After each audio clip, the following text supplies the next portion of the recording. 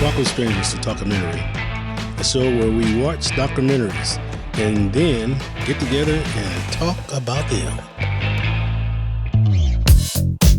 Says, who's the man that would risk his neck for another brother? Chef!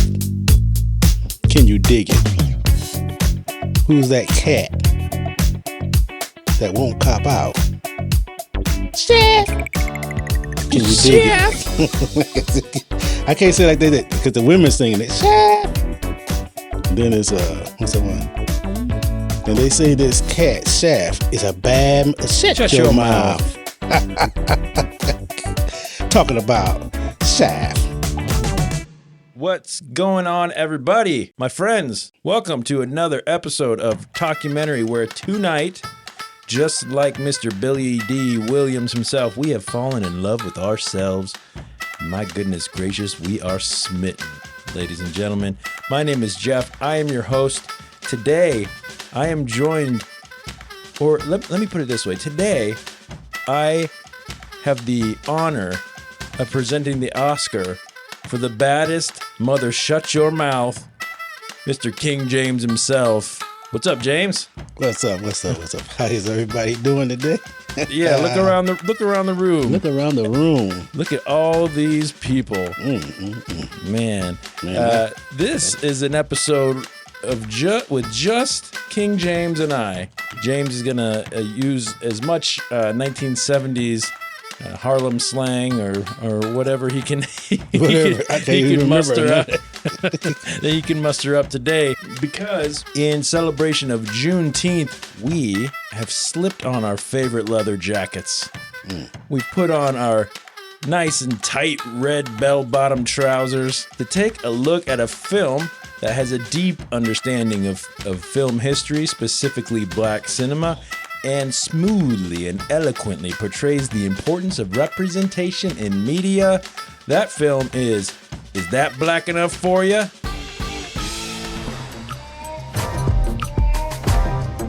My grandmother told me that movies turned her dreams into something resembling stories. But the on-screen crushing of black hope was institutional. When I was a kid, we had Stephen Fetchit, Willie Best, Buckwheat, but I still wanted to be them. One decade answered the question, what happens to a dream deferred? Does it dry up like a raisin in the sun? Or does it explode?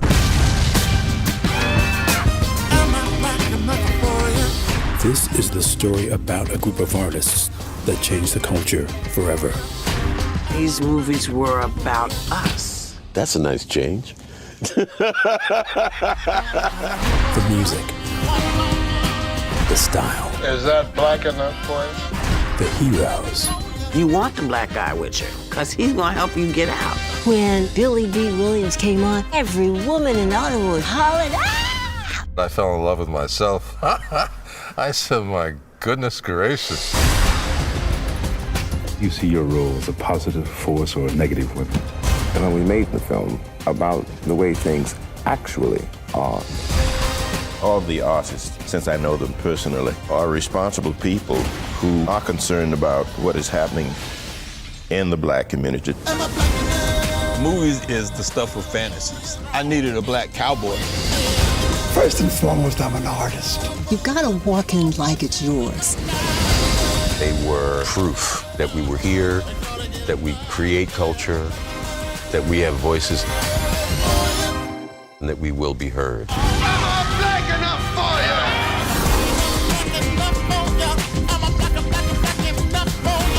It ain't, but it's going to be. Yeah, is that black enough for you?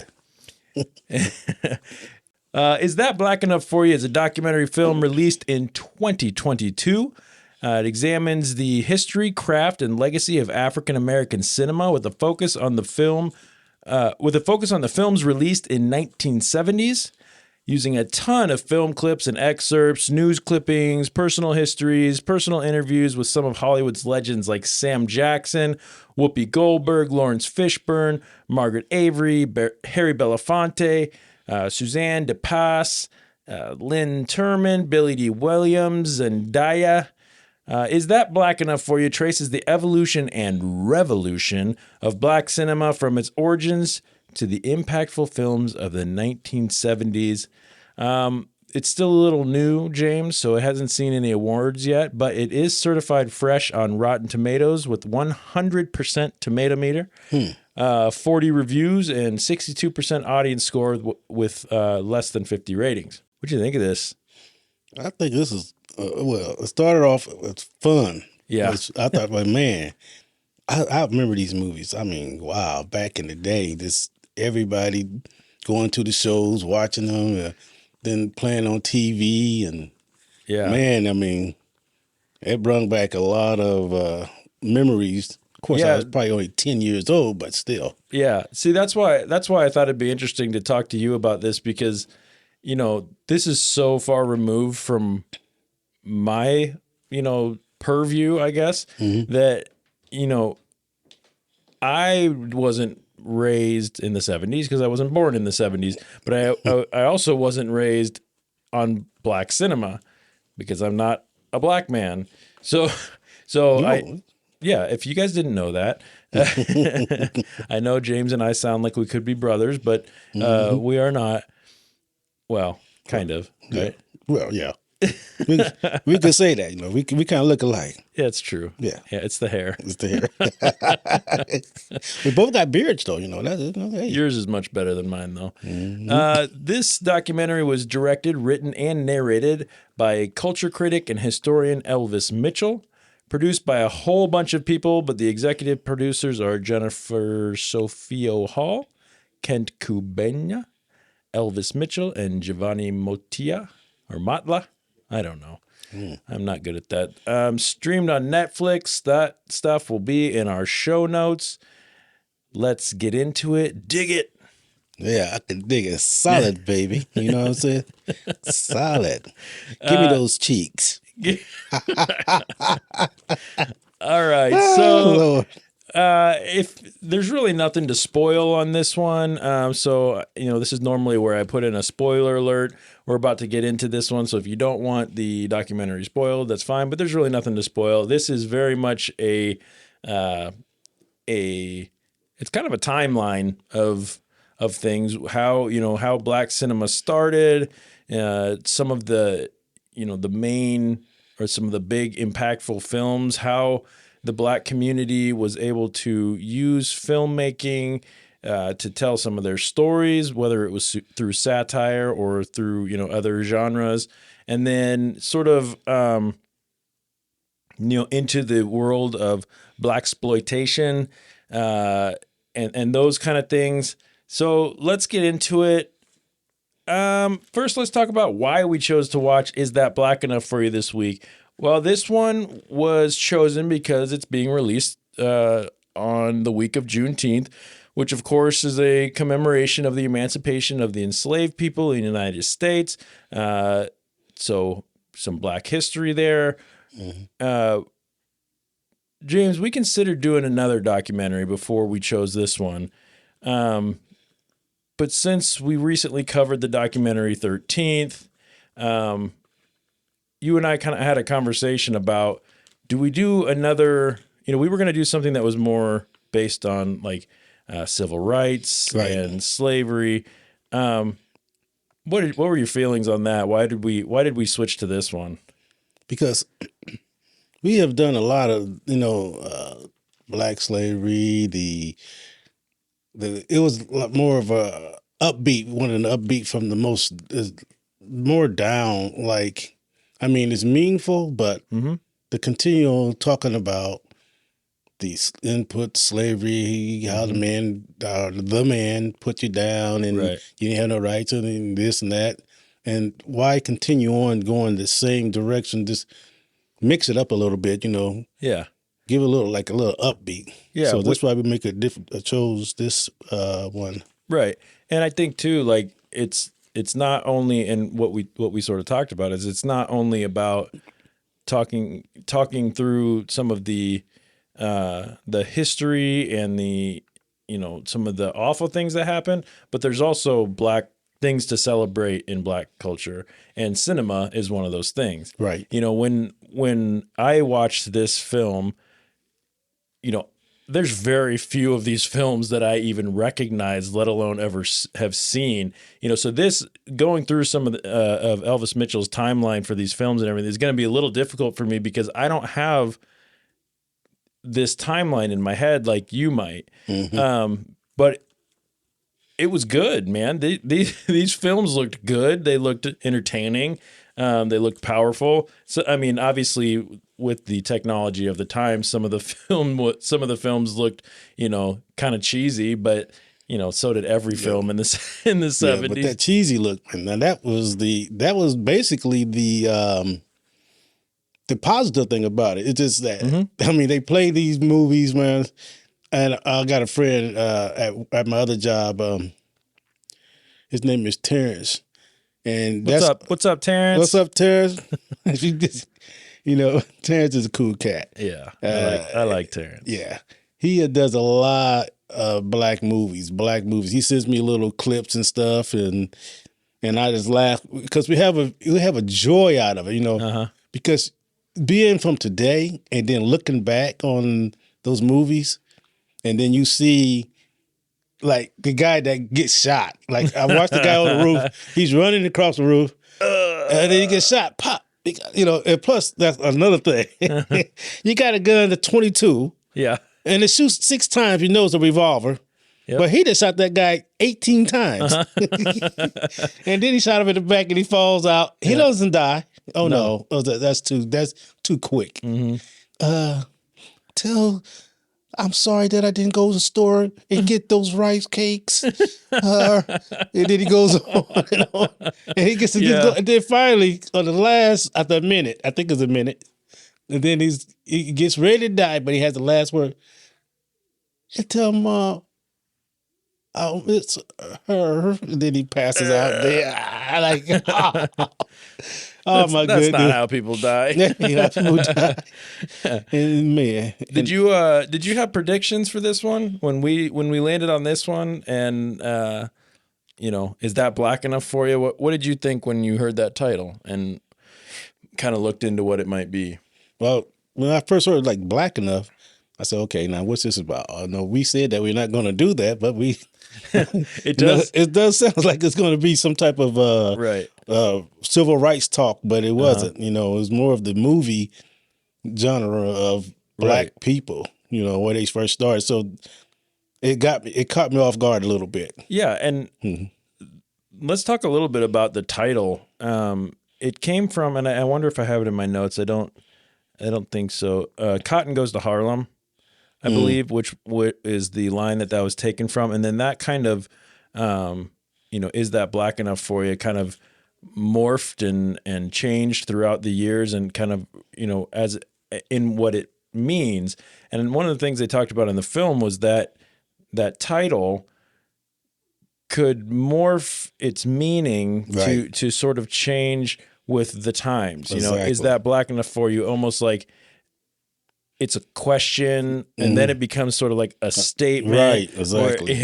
And which I thought was pretty neat. Did you have any thoughts on that or on that title? Yeah, that title, my thoughts was exactly the same as yours. But being from where I come from, my neighborhood, you know, that is just a simple phrase, the hood, which simply means the neighborhood. It could be anywhere. But anyway, so, I mean, simply saying that saying, we use that saying in a lot of different phrases. Maybe not necessarily that particular saying sometimes, but to take one word and say it like man, this word man.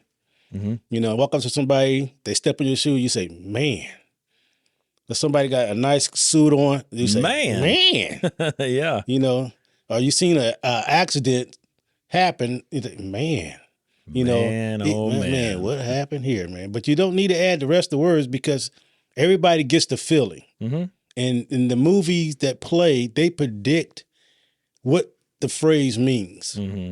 So, yeah, I mean, it's just incredible, man. And when I think about that, stuff says like that, You never think about it till somebody bring it up to you.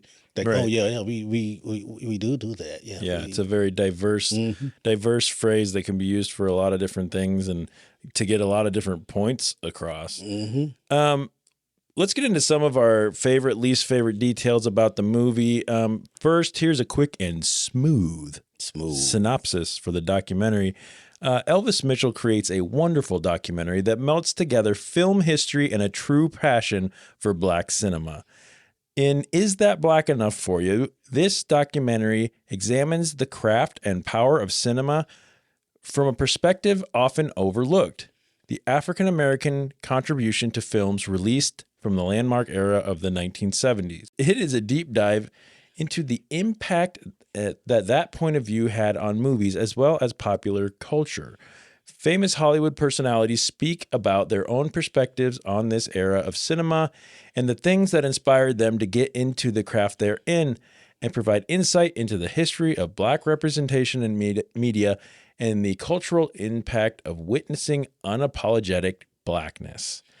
Which I thought was really kind of cool, the way that it kind of became, as you're watching the history of cinema, to when at the beginning of cinema, the Black person was very much represented in one way, Right. which was the servant, the help, or the fearful, or the kind of pathetic, or, it was always the Black character that would go,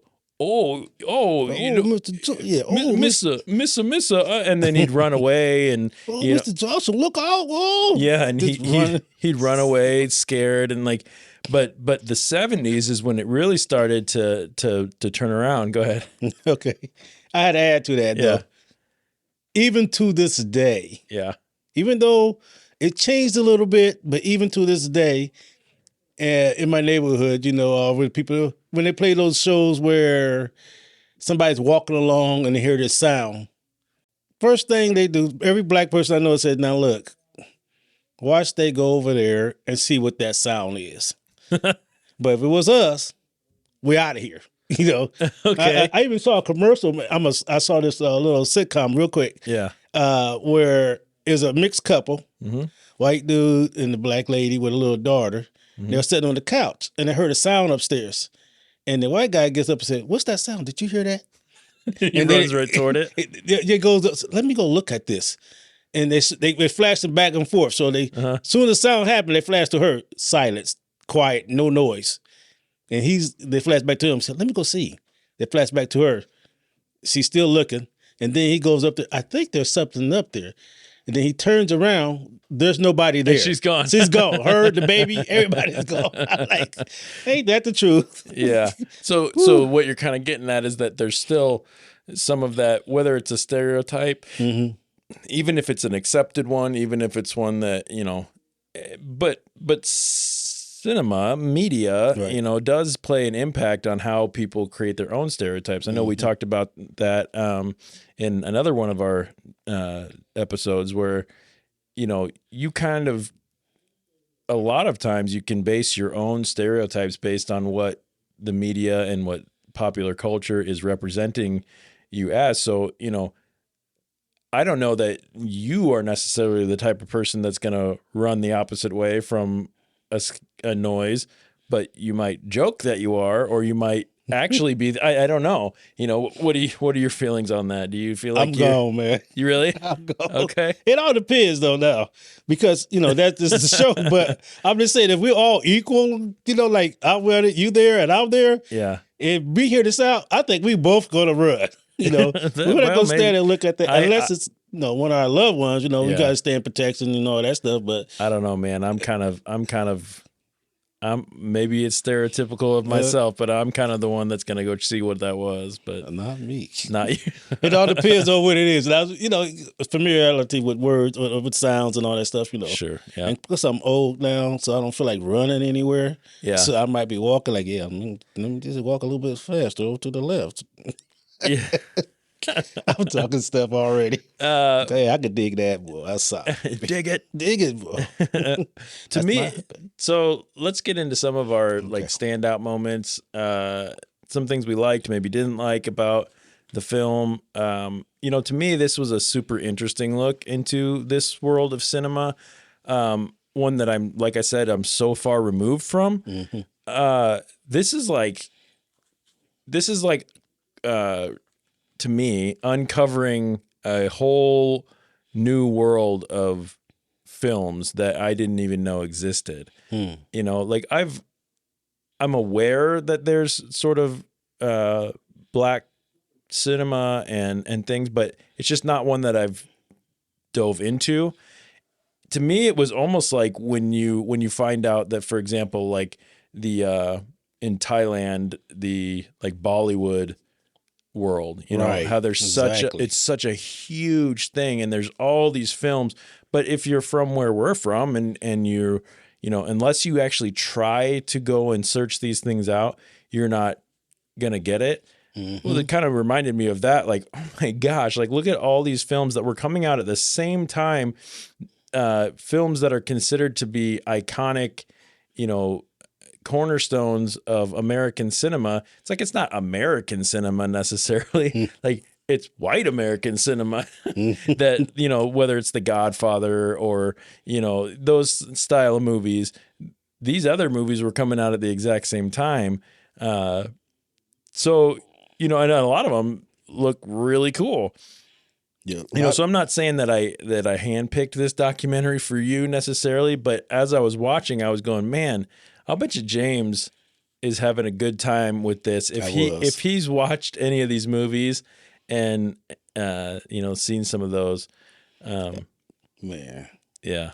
I mean, we can look at these shows, just to look at them, like all the action scenes, the high flying, because everything that in black cinema was, when they did it with like dramatic. I mean, things were so like, if I'm gonna jump, if you go jump 5 feet, I'm jumping 10 feet. That type of the accent that's played in it, man, was like cool as can be. Everybody wanted to be that person, especially in these time and eras when through black film you were able to express yourself without being jumped on or any type of thing like that. They was through humor, which was like the beginning, through a lot of humor and stuff like that. They said jokes and did things that you would normally do in society and was able to get away with it and call it humor. Right. And that was a good thing. And then from there, they kind of like kept going, and then they got into the action heroes. The first black action thing sounds crazy already. That's not my bag. But anyway. Yeah. The first black action hero, was Shaft. Yeah. That's what they played, a black private eye detective. Well, yeah, and they said, when that came out, that was one of the few times that this was one of the first times that you saw in film a black man walking down the street with his head held high as the hero, as the sex symbol, as the just the straight up protagonist with all the machismo, all of the, he was as cool as could be. Right. Cool. You couldn't stop him. You couldn't stop him. Like, everybody wanted to be like that guy. You either wanted to be him or you wanted to be with him. Right. Hey, Shaft, baby, what's up, man? I could do that solid, man. Hey, my name is King James. I'm rolling with your dog. Well, not dog. They didn't use the word dog back in the day. They used the word cat. Cat, yeah. Ain't that a surprise? Today they use the word dog. What's up, dog? Yeah. But back in the days, like, what's up, cat? Cool as can be. That's a change. I just noticed that not too long ago. Like kitten, like meow. No. No. It'd be like the puppet from Mr. Rogers. Mr. Rogers. Meow. Yep. Oh, that's gonna be like on my thing. It's on here now. You said something about it, but I'm gonna mention it later on. Yeah. You got to ask me about it. Sesame Street. But, yeah, the guy from Sesame Street. Yes, man. Yeah. Well, I might go for it. Why not? Let's jump around. Who gives a shit? We gonna jump all over. Okay, now I'm going with this right here, right quick. Jeff might give me a little room since I'm the only cat in here. Well, Jeff's his other cool cat. Or a dog. Or dog. What do you want to call this, you people? We're not going to say that. No, I'm going to say you people. What do you mean, you people? You know, you people. The one on the way. Shut your mouth. Shut your mouth. Okay. You bad mother, shut your mouth. Bad mother, shut your mouth. All right, go ahead. Okay. Sesame Street, hit it. Sesame Street, now. Okay. I want to hold off on that, but I'm gonna go with first. Let's go with Shaft real quick. Yeah, let's talk about Shaft. Richard Roundtree. Let's stroke the shaft real quick. Well, you know. See, there we go. We better stop playing, man. Oh, all right. Okay, Richard Roundtree. Yeah. Believe it or not, this guy right here played in. After he played Shaft, the hard-hitting detective, take no cash, take no that, whooping a lot of ASS. So shut your mouth. Shut your mouth. He played in Bonanza. Oh, no kidding? Yep, played in Bonanza. He hosted in the specials, a special thing called a UPN special for Cop Files. He did a lot of things, Yeah. But that was just him. And then you go on down to Trouble Man. Trouble Man was a guy that was a detective himself that played in like a pro. He had to prove his innocence that he was getting, he got set up and stuff like that. So he had to go through, all the bad kick butt and all that stuff. Mm-hmm. But what gets me with these actors is that each one of these actors, we could say Shaft, Richard Roundtree, Trouble Man, Robert Hooks, played by Robert Hooks. Superfly was played by Ron O'Neal. Yeah. Who else is it? He was cool, man. Yeah, that was a cool dude. His hair, that was so good. Yeah, I had my hair like that. You did? Oh heck yeah, man! That's one thing about being black, and I'm not trying to brag on it because it's just what it is. Go ahead, brag it up. Cornrows. Yeah. I had the Superfly look. I had the Jerry curl. I had Soul Glow, not the Soul Glow, because mine was better than Soul Glow. I had my own concoction. So, all right. And also a mix of petroleum jelly and like cooking grease, or what was it? It was pomade. Okay. Yep. Pomade with a little bit of the I forgot what it was right now. I can't think. When you get old like me, I'm still cool. Brill cream. Brill cream. No, nothing like that. Okay. So yeah, also the Angela Danger's afro, that's what I call it. But the big afro. Yeah. Rock all those styles. Mm-hmm. But yeah. Okay, sorry about Superfly, Ron O'Neal. Yep. He was not only an actor, but he was a screenwriter and he was also a director. Mm-hmm. He played in the movie Red Dawn, which surprised me. Red Dawn is a new movie. Yeah. More up to date. Everybody knows that. Yep. So he played in that. I mean, a lot of these actors played back in the day.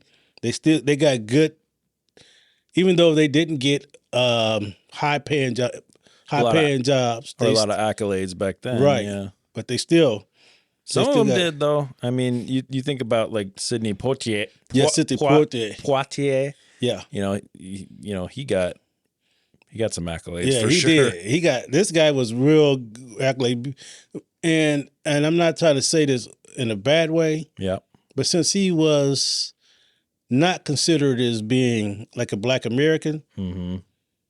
and I think that was another thing that pushed him up higher, because when America look at people, they don't only look at just being Black in America; they look also where you're coming from. Mm. You could take that with the president of the United States. He was Black, but he didn't come from just being Black in America. He had like foreign parents and stuff like that, But anyway, that's something else. But yeah. So go ahead, Jeff. Well, just to kind of interject there, you're talking about a lot of different actors from a lot of different films and things.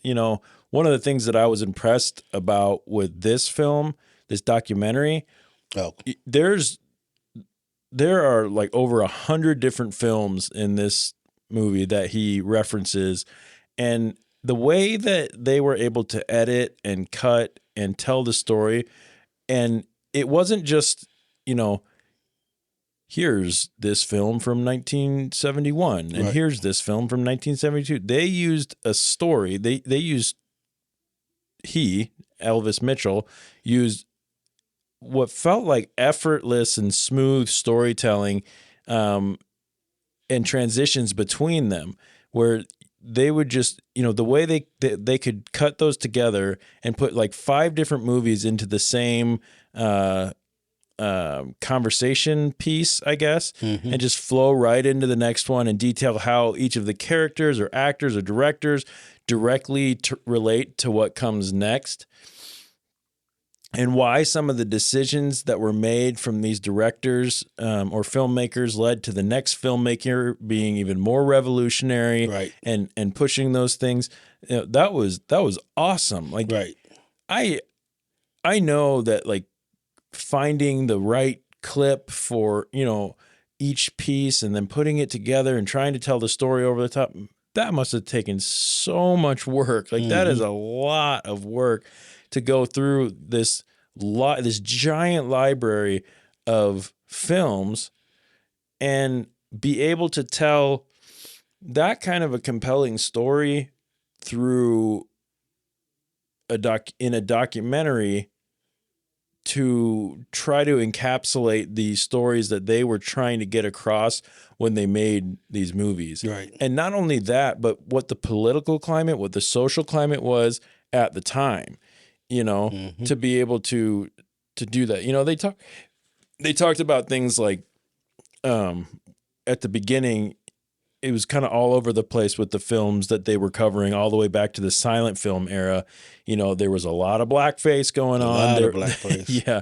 There was a very specific, we talked about this, very specific stereotype for the black man or the black woman that was allowed to be portrayed on film for a long time. I did find it interesting, and I would appreciate your take on this. One thing that they said was, the older films prior to the 70s made it almost to where black guys did not want to or refused to wear tuxedos. Oh, yeah. Did you have any experience with that? Is that something is that kind of before your time, maybe? That was before my time, but I understood it, I understood. I understand it too. I feel like why? Because me and you both understand it the same way. Yeah. How they portrayed them as subhumans, as always servant. Yep. Always wore the black bow tie, never wore the white bow tie. I never wore something other than a butler uniform. So that made you feel like, when I grow up, I'm never going to wear that type of stuff. I'm not going to look like that. Right. With Samuel Jackson, though, when he saw the film Stymie and stuff, he said, even though he said how they betrayed us was weird, but he still wanted to play. He wanted to be that Stymie. He wanted to be in films. Yeah. So, I thought that was neat. He said Buckwheat and Stymie and all those, he goes, but we still wanted to be him because we were being, and that shows you the power of representation too. Right. Because the one person on screen that looks at all like me, I want to be that. But Rambo? It could be so much more. Yeah. Well, I look just like Rambo, my hair and my physique most of the time. There you go. Yeah. Okay. Oh, thanks for that, James. No problem. And to kind of stay in the original, I don't want to say original, the even earlier than the 70s, the documentary pointed out and noted a lot of the kind of casual racism that's been in a lot of the most like beloved and most popular films and characters of all time. He talked about Mickey Mouse and Bugs Bunny, like the gloves that they wore and how they dressed being very reminiscent of minstrel shows, which I wasn't even. Are you familiar with what that is? They talked about it. I know he talked about it, but I didn't know. Okay, so I had to look it up because I wasn't really familiar with what a minstrel show was. Good for you, man. Was a form of American theatrical entertainment that was popular in the early 19th to 20th centuries, that was founded on the comic enactment of racial stereotypes. This is where blackface comes from. When white people with their faces painted black would caricature the singing and dancing of slaves. And they would do full shows, like theatrical shows, I guess. Yes, that, okay. You know, where these white people would put on blackface, you know, and they would purposefully leave a large area around their mouth, you know, clear to represent sort of larger lips, and you know, and then they'd put on white gloves, and for some reason in these minstrel shows, well, then that kind of went into some of the most famous characters like Mickey Mouse and Bugs Bunny, where it's very clear that that was what they were portraying, which hopefully that, you know, you hate to just call everything racist, but there may have been some basis to start there anyway. Right. I'd say that was interesting, you know, very interesting, because as a kid, you know, my mother kept us pretty much. I mean, you got the speech, where you should go, what you shouldn't do, who you should talk to, all that stuff. But I watched Bugs Bunny a lot, and Mickey Mouse too. But it never occurred to me until watching this, that that's what they were doing. Right. You know, to this day, I'm kind of happy I didn't know that. Yeah. Just looked at it as just regular cartoon. So I'm still want to think like that for now, but I know the true meaning. But yeah. You know. But, you know, there's certain things where, you know. This is something else. I didn't understand. That was wild. Yeah. You know, and to just finish up that piece, it was crazy when they said even like Fred Astaire, who's known for his dancing and stuff. Wow. They said he danced differently when he was around the black, and the only black people in his films were always the help. Right. They were always doing some kind of like labor in the film, and he danced differently. He danced more like rhythmic and differently, and like when he was around the black characters in his films, which was fucking crazy to me. Yeah, like, but that's still typical, you know, because if you think about it, as I watched the end of this, what was it, John Travolta, you know, took the some of the music from the black era, you know, where it was all hip and wore the pants and had a little walk and everything, and he put it in.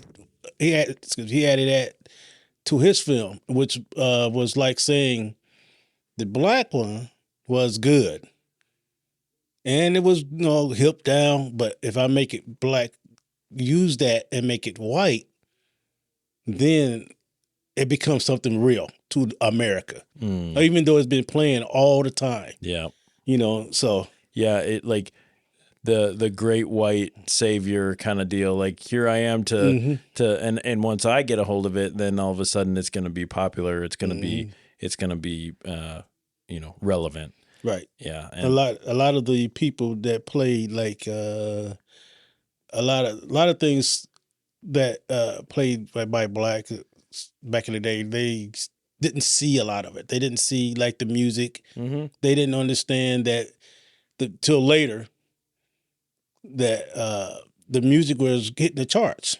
You know, right? It took white. Well, I'm gonna say this: the white society. I'm gonna say it like that.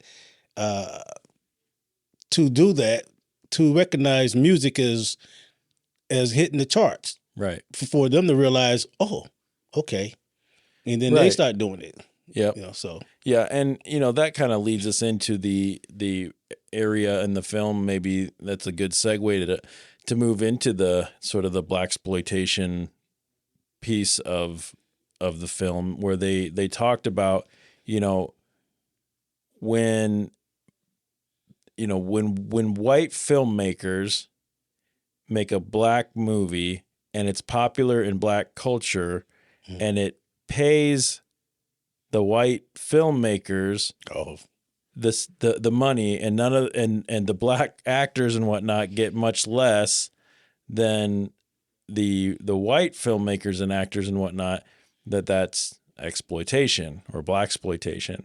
You know, so when you make a movie like Blackula or some of these other ones, good movie. Yeah, well, I haven't seen it, but I'll trust you on that. Oh man, you're gonna laugh. Yeah. Then that's exploitation. It was almost like it reminded me of like a politician that kind of acts like, that sort of like caters to a certain culture in order to get their votes. Well, it's the same kind of thing, well, if I make this movie, this, Western where the black guy is the lead and I go and put it in black communities and they eat it up, they're going to pay a bunch of money to come see my movie. It's exploitation of the black community, so I don't know. Do you have any thoughts about that stuff? Well, I agree. Okay. I have to agree with that because if you look at the whole thing, why not make money off of these people? And I hate to say it like that. I mean, you're going to make money today. I'm going offline here, but you're going to make money. You're going to use anything you can. I'm sorry that happened, but a lot of black actors were underpaid. Mm-hmm. A lot of black actors was used, and I think even though they knew that, they still want to be in this movies. They still want to be a part of something. Mm-hmm. And it's a sad situation that, but they didn't get more notice. You know what I mean? I don't know how to even put it. And I think it's not so much that someone's making money off of the culture. I think it's more along the lines like, some equality would probably be nice, but on the other side of it, it's also, there's black filmmakers. There's as we saw all over this film, there's black filmmakers. There's black writers, there's black directors, there's black producers and whatnot that are trying to make movies, but they just don't get the budget for it in big Hollywood. Right. So it's not an exploitation for a black film crew or filmmaker to go make a black movie for a black community and get paid from the black community. But at the same time, no, I don't know. I don't know that we need to go into that any further, but so there you go. James, what else stood out to you, man? What Roscoe Freeman, man. Tell me about Roscoe Freeman. Roscoe Freeman. Willie Dynamite. Dynamite. A pimp. Yep. In the New York Bronx trying to make it big. Yep. This guy, man, I'm telling you, his coat was cool, man. Coolest, man, got the car. Yes, I mean, if you watch the movies, this car was fine. I mean, the detectives were jealous of his car. This dude was a bad summer buck, boy. He had everything going on. That might be the first summer buck that you put on our show, man. If you guys don't know, James is famous for saying summer buck, and I don't think we've had one of those yet on our show. If I'm wrong, tell me, but I think that might have been the first one. So congratulations, James. Oh, keep going. Well, this guy, I thought, okay, man, he's a dude. Even I myself thinking, because I'm older and I'm watching it now, I'm thinking that the black dudes, they play these movies, they getting down. I mean, I like them. Mm-hmm. I like to throwing the people over the table. I like the heavy talk, man. What's up with you? What's your bag, dude? What you digging down? I know you know all that talking and jiving and stuff. I love it. I could still use the words today. I wish we could bring some of them back. But when I look at this guy, guy that played Willie Dynamite named Roscoe Orman, I checked him out to see what was going on with him. I didn't realize he played in Sanford and Son.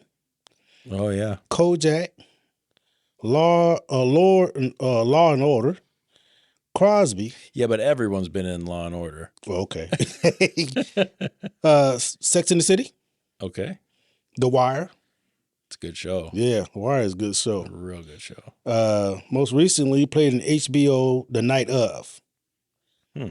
Yep. And the most thing that surprised me, now this is the surprise kicker here of me, because I never realized, I never put these two together. Yep. Willie Dynamite and Gordon on From Sesame Street. What the heck? Yeah, they said they made a joke that after he got off the set of Willie Dynamite, he went around the corner and saw a big yellow bird standing in the street.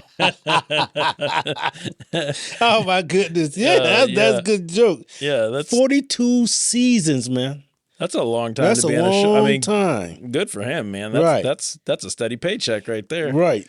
Yeah. I'm like, wow. You know, one of the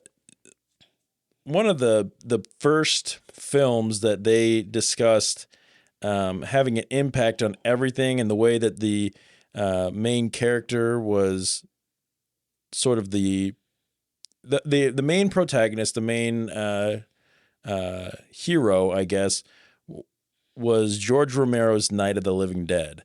They brought that up a few different times throughout the film, and how it had such an impact. The main character was a black man, but it wasn't written for a black man. George Romero decided to fill that role with a black man, and I apologize, I don't remember the guy's name. But it's crazy to think that that was a big deal, but it was at the time. You know, the setup and subject matter of the film could have very easily gone to where, you know, he was portrayed as like the scared guy, because the Night of the Living Dead, there's like zombies and things like that. So, you know, I've never seen that show yet. Yeah. Where, you know, he was scared, or he was running, and he was the one, you know, the typical tropes of the time for the black guy. But no, he was the guy going, I'm the badass, you know, and, but then, he was the one, then he ended up getting shot. You remember that, where he got shot by the group of white guys and they're like, oh yeah. Oh my goodness. They shoot him and they're like they got him like right in the head or whatever. And they're just like, well, you know, he probably, I don't know if he was infected, but you know, whatever. It's like, right. After he done saved everybody's lives and stuff. Yeah. He just got shot by them. And I'm trying to remember, there was kind of it's the problem. I watched this like last week. So now Same here. Now I'm struggling to remember the sort of the tie that they made to the cultural climate at the time. But I know that they were saying that it was very impactful to see that happen in that way, which was interesting to me. It's interesting to me too to see that even though you can be the hero of a show, but being black, you still will not win. And he got at the end of that show, after he saved all those lives, he saved white lives. White lives. White lives matter. Black lives matter. I don't know why I said that. Don't pay me no attention. I don't dig that. But it's your life matters, James. Thanks. Your life matters too, Jeff. Thanks, man. All right. They shot him in the head, like you said, and burned him. That was the last scene of him. Oh yeah, they burned. And they him. said there was something very powerful about seeing them throw his body onto a fire. Of course. Yeah. We both know. Yeah. We ain't gonna go on that route today, but wow, it's interesting. Yeah, it is. Can we just jump on something else here about the women? Whew, man. Talking about women in this shows. Good Lord. Right. They was dressed to kill, baby. Had platform shoes on, afro, kicking butts, shotguns, just doing everything, a little bit of, I won't say Bruce Lee. Cleopatra Jones. Sir. Yes, sir, my Lord. Yeah, her name was Tamara Dotson. That's who played that. Yeah. And then what was the lady after her? I'm trying to remember her name. What did she play? She played in like a ton of movies. Pam Grier. Pam Grier. Yeah, you said a ton of movies. Pam Grier. Yeah, that was the girl. She played in Foxy Brown and Jackie Brown. Coffee. Coffee was a trip. Coffee. That's the one I was trying to think of. 1973. That was her. That was her big role. Right. That was a tripped out movie. She was hooked out on drugs. End up kicking the drug habit, but during that kicking the drug, it showed it showed blacks that a person that could be down, but not only that, she came out of that. She fought back for her life. She fought back for her sister that accidentally got killed. Right. She did a lot of things, and she ended up coming on top on the end. Yeah. You know, so that was a pretty good. That looked cool. Have you seen that movie? I seen a part of it. I didn't see all of it, but I mostly watched the Foxy Brown and Jackie Brown because I was a male and I love to look at the ladies.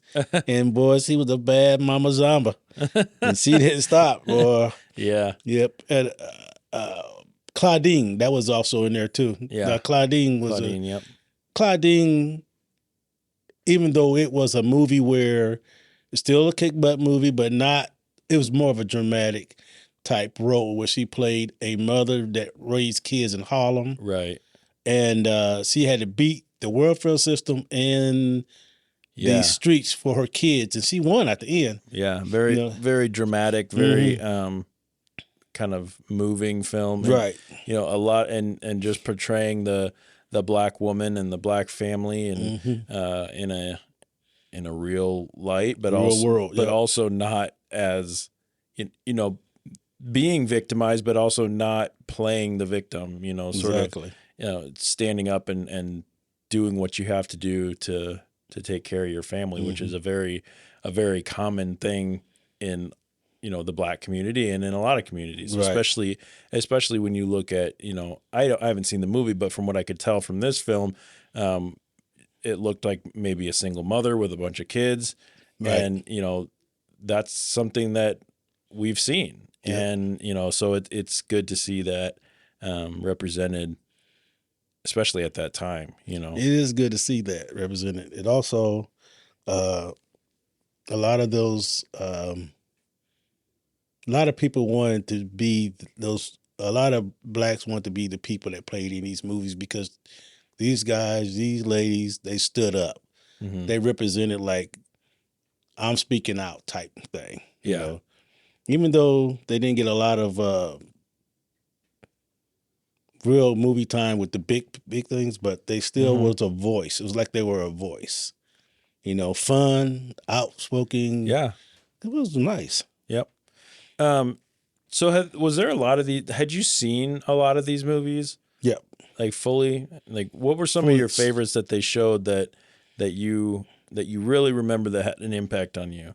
And I'll full disclosure, besides like, I think Shaft, I don't think that I've seen a single one of these. Really? Yeah. I was trying, when we were, of course they showed like Blazing Saddles and whatnot, and that at one point, and yes, I've seen that. And, but I'm trying to think if there was any others that I had actually seen. And I don't think there was. There were some that I want to see, a lot of them that I want to see. And I wrote down a couple of them, but I'm interested in, was there any that you saw on there that you were like, oh man, that was my show? Because you were born in what?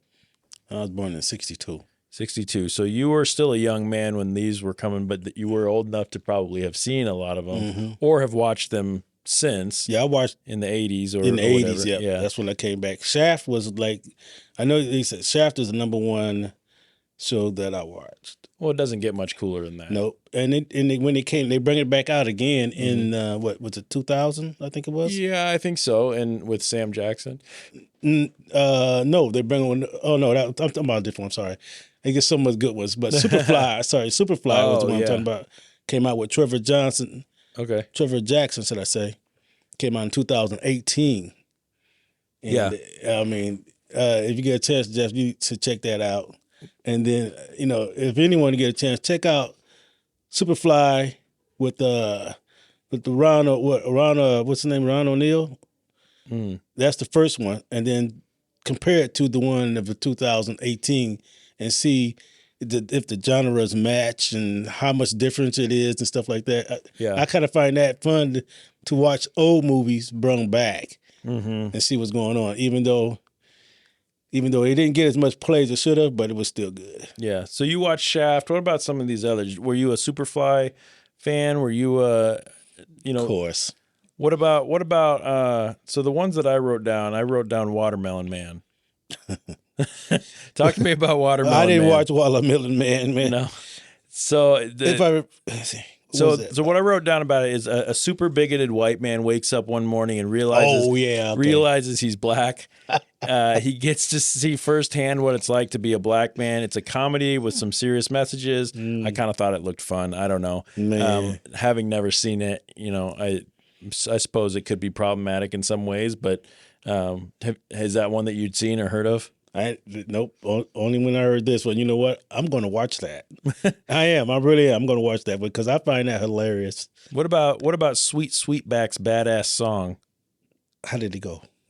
All right. So they talked about this one being kind of revolutionary.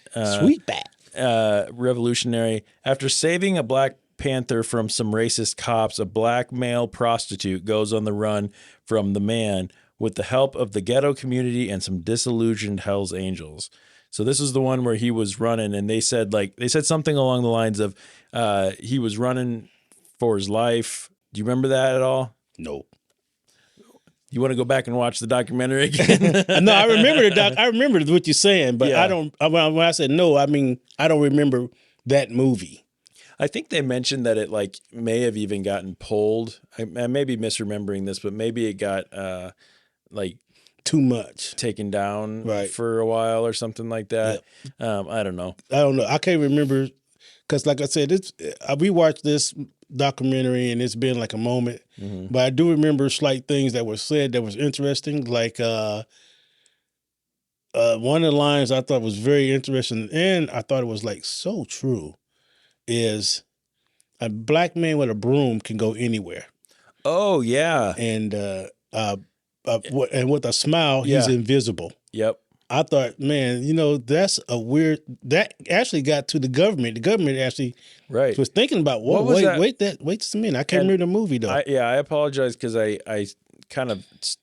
was paying more attention to the movie than I was my notes at the time. But the oh boy, they were talking about the film that was made that was kind of a spy film. That was but it's the one that you're talking about.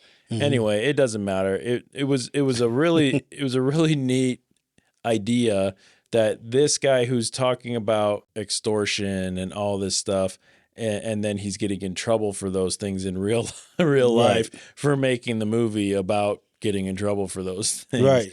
I mean, he said that I believe it's the same one that we said. Him and his friends' names are in the CIA database somewhere written down. Yep.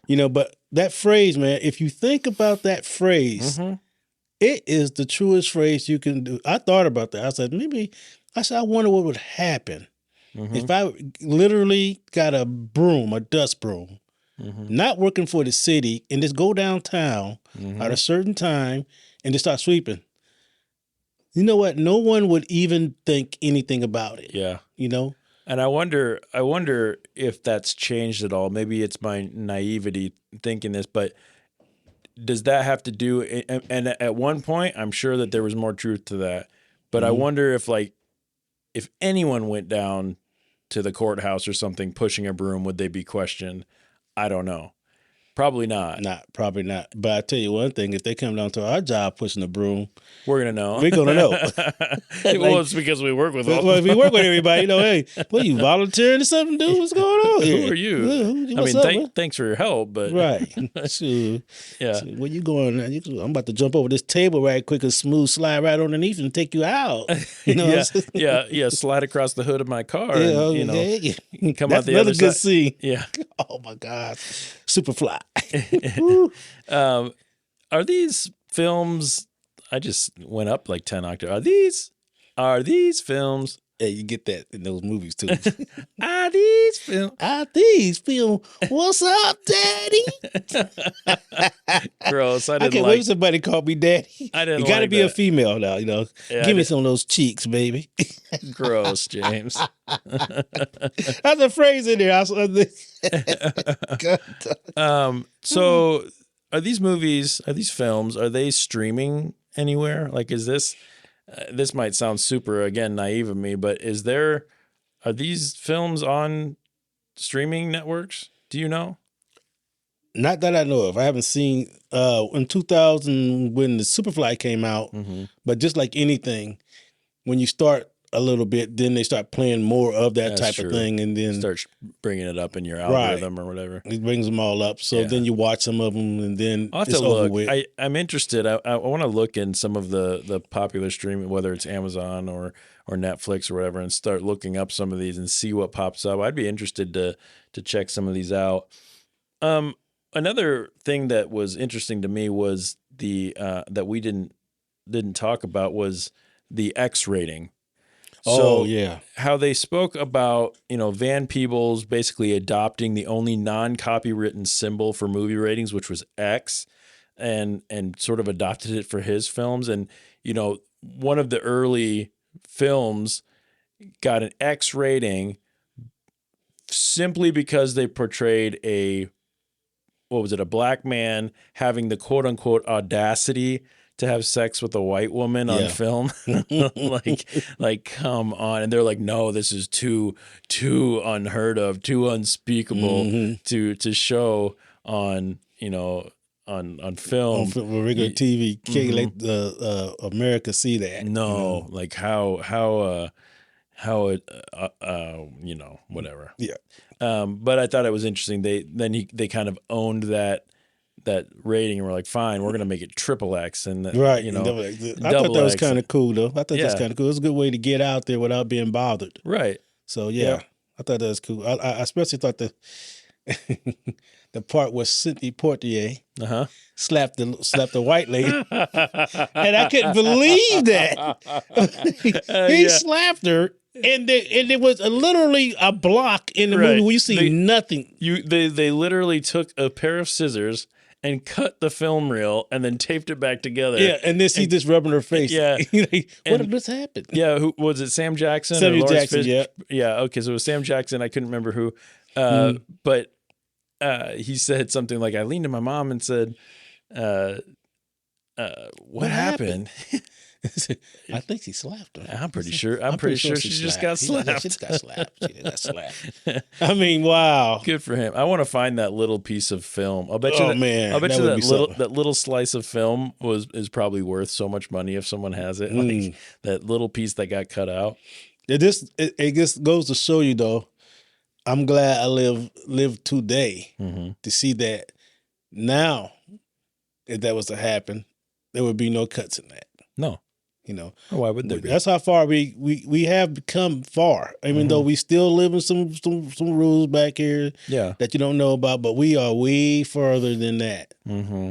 So now they'll show America. Now they'll show anyone beating anybody up. Right.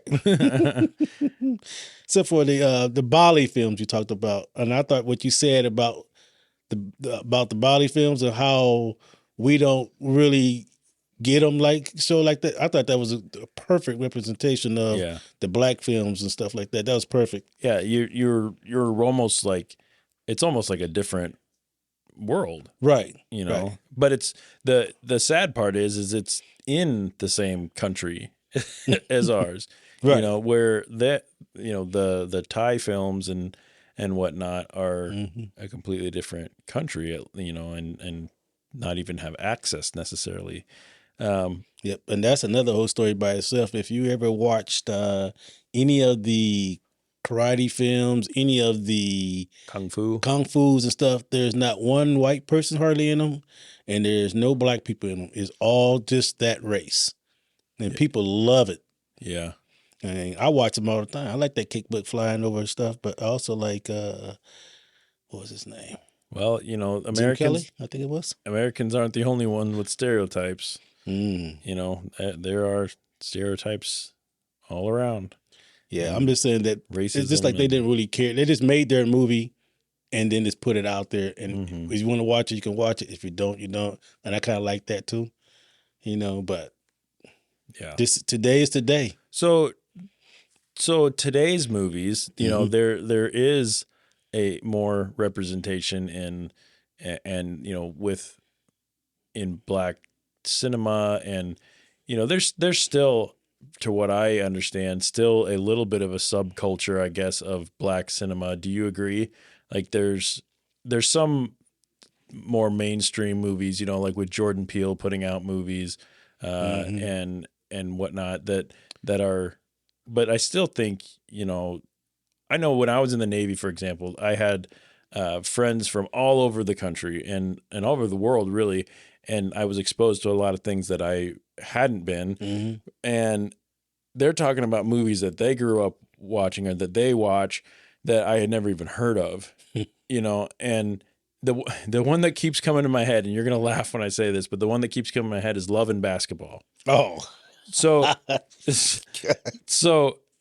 that's a new-ish movie. I mean, it's not new, but it's not from the 70s, but it comes from a line of films, I think there's still kind of a hidden subculture of black cinema that is maybe not as exposed to mainstream media as right, like Candy. Candy's about a bunch of black ladies, gangster women. Nick Cannon, he played in a lot of them, like Drum Roll. Who else is that brings out a lot of black films today? Even got black sitcoms. He plays as a woman. Oh, Tyler Perry. Tyler Perry makes a lot of black movies. Yep. Let's see. There's some more that I can't really think of right now. Well, I think it's interesting though, because like even if you go to Netflix or one of the streaming services, there is a black cinema category. Yes, right. And if I click on that, more often than not, I've never heard of those movies. Now, is that my fault? I don't know. But they're not necessarily, unless it is Jordan Peele level where you have a ton of money to put into advertising. You maybe aren't getting the same level of, not necessarily the same quality of, but the same level of like merchandising and marketing and things like that. Right. I think it's the same interest though. Just sometimes what appealed to black people appeals just to blacks. And a lot of people don't, like, that doesn't even register with them. It doesn't, the jive talk or the quick words or stuff like that is just. Well, even things like family dynamics and whatnot, when that's being represented on screen, what is it like in the life of a black family?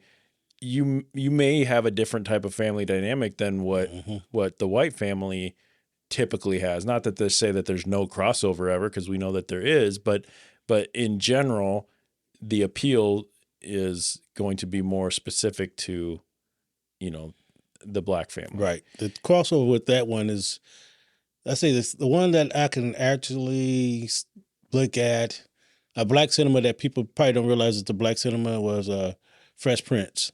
That was like a black cinema. That's interesting that you bring Crosby. that up. Yeah, so that's, I was going to say that's interesting that you bring that up, because some of the most iconic sitcoms, though, TV sitcoms, were centered around the black family. So I hadn't even thought about that. You've got Fresh Prince of Bel-Air, you've got Family Matters, you've got The Cosby Show, you've got Sanford and Son, you've got, and I could probably go on. And those are some of the most well-known sitcoms, the ones that, I even grew up watching all the time. And those were centered around black families. So I wonder what it was about the sitcom versus the film that kind of was easier to market to, a middle-class white family like mine, that made it. And I don't have an answer to that, and I wonder if you have any thoughts. But it's kind of an interesting thing. We changed as America changed a lot. Yeah, and I can go back and say, when they can go back and say integration to schools, mixing the colors with black people, white people going to school each other, learning each other, and made it a lot easier to understand cultures. Because when I was going to school, blacks sound like blacks and the whites sound like whites. But when I went to when I got bused in Trafford, by the time I got to my 10th grade in school, every white person sounded like they were black, and every black person sounded like they were white. And I'm like, hold on, what the heck is going on here? Huh. I'm like, this is a transfer or something. I'm like, yeah. Oh, then it hit me like, oh, okay. Now I understand, by doing that, they integrated two colors together, and now we see each other in a different light than back in the 70s, 60s and stuff like that. And a lot of racism and things like that can be tamed, at least, if not completely squelched, just by, bringing those things together, Right. It's an understanding. When Right. you don't understand something, it's kind of like we talk about, if we're going to get like sci-fi sort of, like an alien from outer space, right? Mm-hmm. If you don't understand them, you're probably going to assume that they're weird or they're wrong or they're different or whatever, and you're probably going to be defensive, right? Mm-hmm. Like, oh shit, because of the movies and the novels and things but as soon as you integrate, you maybe get more like in the Star Wars mentality where you have the cantina with everybody in it and nobody looks strange at anyone else, even though they have like a ball sack for a chin, it's just kind of like a normal thing where, it's the same idea on a different level. We're all human beings, so we share that, but we do look different. And there was a time in our history, and unfortunately not very distant history, where if you were in the same school as me, people would be like, what the fuck? Right. If you were in the same pool as me, people would say, absolutely not. Right. But now we can sit here, we can break bread, we can, and nobody bats an eye. Mm-hmm. And that's obviously the way it should be. Mm-hmm. It could be better, but I mean, this is good now. That's why when you said the difference is the difference that you can watch the Crosby and this and that, because you can see black doctors as being a doctor. You can see the family dynamics. You can understand the family dynamics. You can understand this and that. Fresh Prince. Who wouldn't understand somebody coming from the slums, living with a rich uncle, and becoming something different? We all understand these things now. So it's not about color all the time, but it's about the story. Yeah, absolutely. So, yep. So do you have anything else about the film that you want to get into? I was going to get into some of our takeaways after the fact. Go ahead, brother Jeff. Oh, appreciate that. How did you feel after watching this when it was over and or as you were watching? What kind of feelings were you getting?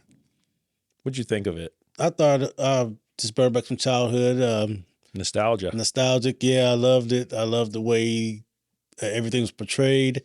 The way they did this film, like you said, when they did all the cuts and slices of everyone, all these different movies, putting them together, making them a whole. They did it right. They did a good job at that. Yeah. They did a fantastic job at that. But go ahead. Another one of the number one takeaways is the music, man. Oh my gosh. The music, and to this day, so good. It's still down. I mean, people can like Marvin Gaye. Isaac Hayes. Isaac Hayes, the man. Come on now. Hey, you sit there playing with your shirt off. Right. Playing with your shirt with chainmail on, Yeah. They went through it. I keep telling you, when they got down, they got deep into it and they played it and stuff.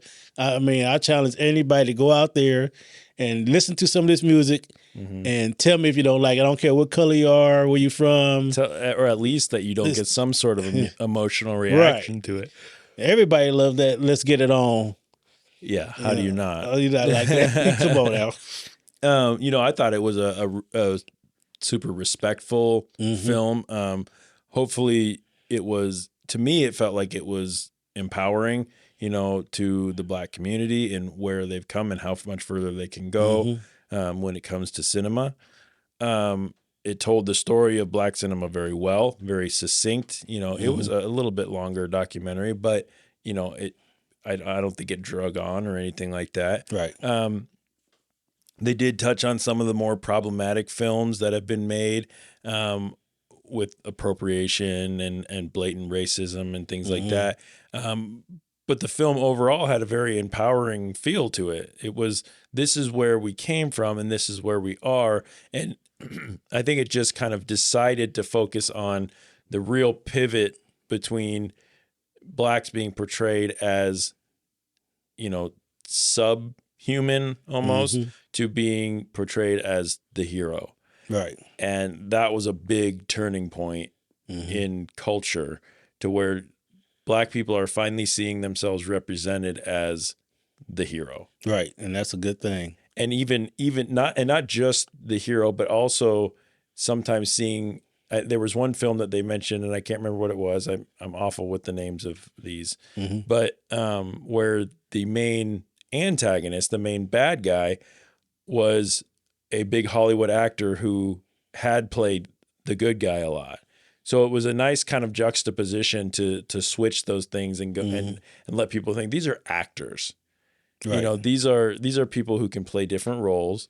You don't have the good guy doesn't always have to be the white male. You know, it can be the black male or the black female or you know, somebody who doesn't look like you, and it can still be a very enjoyable movie. Right.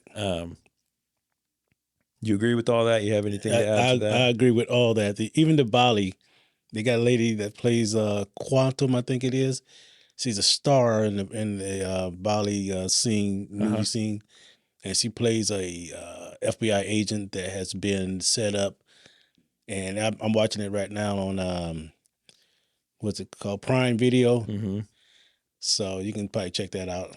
I got the name all jacked up, but still, I'm just, you know, I really like this show, and I really like how the different races and how they portray them and how they switched up on them and how black people are able to see heroic instead of seeing, yeah, whoa, what we gonna do today? Yeah, okay, you know, that dumb stuff. You know, it all has its place. Yeah, for sure. You know, so well, and even it, you know, even just, you know, part of why we enjoy films and cinema, it's not always, sometimes it's a good look into the real lives of a culture or a people or whatever, but other times it's fantasy. Right. But you also want to see, I mean, what is a film? I think they even mentioned it in here. A film is my dreams brought to reality. Right. You know, and if I don't see myself in that, it's not going to impact me the same way, you know, which is representation. It's like, well, I'm not ever going to go be an assassin of thousands of hitmen and, you know, but I like watching the John Wick movies because, you know, it's fun to watch on screen, and I love some John Wick myself. Right. But also it's fun to watch, oh no, the name's going to slip. Anyway, it doesn't matter. It's fun to watch movies like, you know, Blade or something like that. Oh, yeah, Blade. Where you're not a vampire. You're not, you know, but it is representation, you know, with Wesley Snipes, which I heard he's kind of asshole in that movie. But he probably is. Yeah. Anyway. What's the other movie? Samuel Jackson pissed me off in that movie. Django, was it? Django Unchained. Django Unchained. Oh, my. Sorry about that, guy. That's all right. The other movie, what's the movie? Django Unchained. That was the one. Samuel Jackson. Oh my God, I ain't never been so mad at somebody in my life. He played the best slave guy. Yeah. And what's he gonna do? What's this nigga up here for? Yeah. You know, I'm like, hold on, what did he just say? Yeah. Oh my gosh.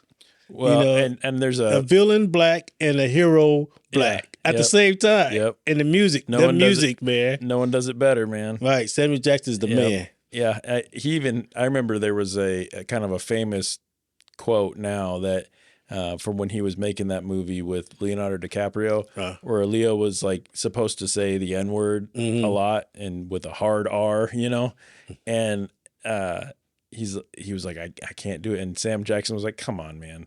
This is just a normal Tuesday for us. Like, don't just say the words and let's get it over with. It's like, that's such a interesting way to look at it. He didn't go up to him and be like, look, it's okay, brother. Like, you know, I understand you're just acting. He said, say what you got to say. It's the line. Right. Just do it. This is just a normal Tuesday for us. We're used to hearing it. Just let's do it. Exactly. It's like, that's such a like different way to view it, but also super cool. I mean, there doesn't get, again, it doesn't get much cooler than him. As far as being well made, I think this documentary was super sharp. I don't think that we've seen such smart editing and like smoothest storytelling in a documentary yet that we've covered. I think this was just super smooth. That they got a lot of films, a lot of information in, and it didn't feel choppy. Right. Exactly. Same here. Yeah. As a matter of fact, I'm gonna go out and watch some more of these movies, rewatch them. I want to see a lot of these. Let's watch them, man. Yeah, I'm just gonna check it out. All right. Tell me which one you're watching next, and I'll watch it with you. I'm going to watch. Let's watch Coffee. Oh yeah, check that out. Let's see if it's on a streaming service somewhere. Yep, we gotta check that one out. So what was the message here? What do you think they were trying, that Elvis Mitchell was trying to tell his viewers? I think the message here on this whole deal was basically the movement of the Black movie and theatrical actions throughout the whole thing. How they started one part, how they use slapstick, how they use different methods to achieve the goal in the movies, to bring Black film up into the mainstream. That's what I think this was basically a lot about. So you think that this was just basically historical documentation? A lot of it. Yeah. Combined. I got the impression that, you know, representation and the importance of it. I mean, along with the historical the historical documentation of these films, to me, it was how important it is to represent everybody in some way, you know, because that's how you reach your audience. Do you agree or disagree? I agree with that. You can disagree, man. It's all right. I agree with that because, you know, it's both parts of that. It's what I said and what you said combined. Yeah. So this is both part of, you know, that's some solid stuff right there. You know what I'm saying, baby? Don't call me baby. Yeah, you got to dig on that bag. You know what I'm saying? I love those little sayings. Yeah. Ooh, a matter of fact, I'm going to try to say, I'm going to look up, I'm going to listen to some films, pull out the sayings and start to use them. Yeah, you should. Terrence use them all the time. Yeah. Yeah, they be like, what are you talking about, man? And Terrence be like, never you mind. Never you mind. Never you mind. Forget it. Let's get back to work. All right, so let's get into ratings for Is That Black Enough For You? Is that black enough for you? Every week, we rate our documentary with an official documentary rating. Each crew member scores the documentary on a scale of 1 to 10 items, with 1 being as bad as a Mickey Mouse minstrel show and 10 being as cool as Shaft being a bad mother. Shut your mouth. The item that is used each week changes depending on the content of the documentary. This week, we will be using symbiocytotoxoplasms as our rating item.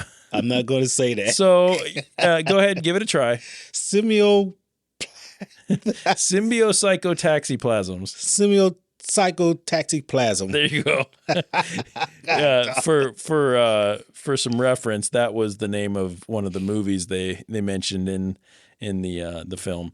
But symbiocytotoxoplasms as our rating item. So let's start with James. James, how many symbiocytotoxoplasms did you give? I gave it 7. 7 what? 7. Stop. Oh, 7. You gave it 7 what? 7. I gave it 7. Symbiocytotoxoplasms. Symbiocytotoxoplasms. Symbiocytotoxoplasms. I gave it 7 symbiocytotoxoplasms. Oh my God. Why 7? 7 because I was hoping that it would be it explained the whole black film stuff, but I was expecting that it would play like the whole clips of some movies. It'd be more in depth. I want to hear more. I want to see more of the movies playing because I grew up watching them. I wanted to see more of the Shaft, because they had so much to put in it, so they had to clip it back and forth. Yeah. But So I want to see more of the movie. So you clips. feel like this probably would have scored a little higher if it hadn't breezed through them so quickly. Right. It would score a lot higher. Yeah. And just to play devil's advocate on that one, it would have been a long movie had they played a long movie. A long documentary. But I gave this 8 symbiocycotaxiplasms. I thought this was really fun. And I think if I had seen some of these movies, more of these movies, it probably would have hit me differently. Obviously, coming at this as a white man who did not see these, it's not, maybe not as nostalgic as it was for you, but for me, it was so much fun to be able to see into a world that I kind of didn't know was there, so that was fun. I gave it 8. I thought it was really well made. I love most of, if not all of the actors and people that they had on giving their opinions and whatnot. We didn't talk about Harry Belafonte at all in this. Oh no, he played a big part in this. But anyway, how he actually, I'm gonna add that in there too now. How he actually stopped filming. Yeah, he stopped filming for a long time. Like a protest kind of like type thing, and everybody he was the man for just doing that. Mm-hmm. And you got on that just shows you how deep that they didn't want to play the slapstick regular people. He wanted some real content, some real stuff. So that was his protest. Until I get something that I feel like is going to be a good representation and a good role, then I'm out. Right. And I thought that was pretty cool. That's a good way to do it. Yeah, it was. It's a bold movement, especially if acting is your job. Right. Acting is your job, and you're already at that time have a smaller, kind of opportunities. Mm-hmm. And you're saying, no, I'm not going to even take the small ones because it's not what I want. That's bold. It's brave. That is. It's a risk. Yep. And it paid off for him in some ways. So anyway, after averaging everyone's scores together, the two of us, the official documentary rating for Is That Black Enough For Ya is 7.5 symbiocycotaxiplasms. Taxiplasms. Symbiocycotaxiplasm. Symbiocycotaxiplasm, baby. Here, you can have a symbiocycotaxiplasm. That's right. Because you know what? Only thing I got with me, man, is some bubble gum and a hard time, and I'm all out of bubble gum. Another phrase in there. So there's a famous line from a film called They Live where Roddy Piper says a line very similar to that. He says, I come to kick ass and chew bubble gum, and I'm all out of gum. I didn't realize, because I'm pretty sure that film you just mentioned was well before that. And I didn't realize that was basically stolen straight from that. Like, come on, give credit where credit's due, guys. Right. We all know. We know where Elvis got his stuff from. Yeah. Yeah, we know John Travolta got his stuff from. We know. Yep. But hey, it's all good. Yep. Here we are today. Here we are in this year and all the symbiocycotaxiplasm. Okay. The Sacky-tacky, whatever. So, all of our listeners out there, thank you for joining James and I on this one-on-one episode of Talkumentary. I want you to know that I'd cast you in my film any day. Same here, man. You'd be the shirtless cowboy riding on top of some like unicorn or some shit. No. We can cut that out right now. I'll be riding on the back of a tiger or something like that, but a unicorn or a tiger would be riding on your back. That'd be the case. He won't be riding. It'd be dinner. Let's talk about next week's episode. Next week, we have a very special episode that consists of some of my favorite people in the world, full of guest stars. my lovely Lady Bird will return to join us and her two brothers, my brothers-in-law. We're going to do a deep dive into the magical world of mushrooms in a beautiful documentary called Fantastic Fungi. That is a documentary that uses stunning time-lapse photography and a wealth of research and knowledge. This documentary explores the mysterious and medicinal world of fungi and their power to heal, sustain, and contribute to the regeneration of our world. James, have you seen that one or heard of it? Yes. You watched it? Twice. Dude. Man. It's good. It is good. I watched it twice. Matter of fact, may have watched it 3 times. Yeah. The filming in that is just insane. Mm-hmm. Yeah. Also, I can't wait for the world to meet my brothers-in-law because they are they're fun. So that's going to be good. Everyone, please go out and check out the documentary Fantastic Fungi before next week's episode. It can be streamed on Netflix.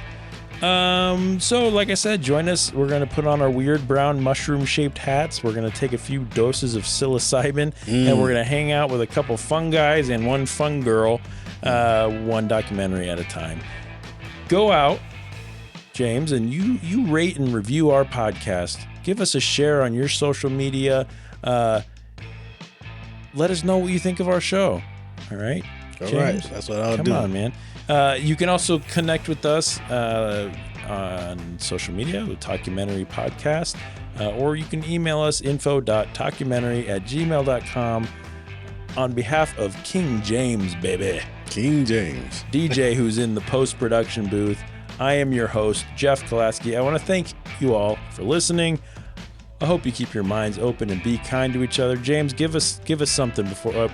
Give us some 70s. Hit us with something. Come on. Who's the man that would risk his neck for his brother? King James. Can you dig it? Who's the cat that won't cop out when there's danger all about? King James.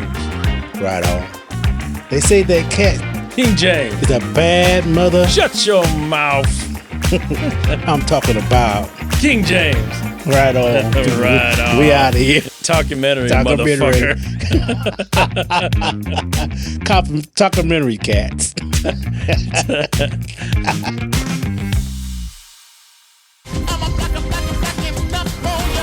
It ain't, but it's gonna be. Yeah, is that black enough for you?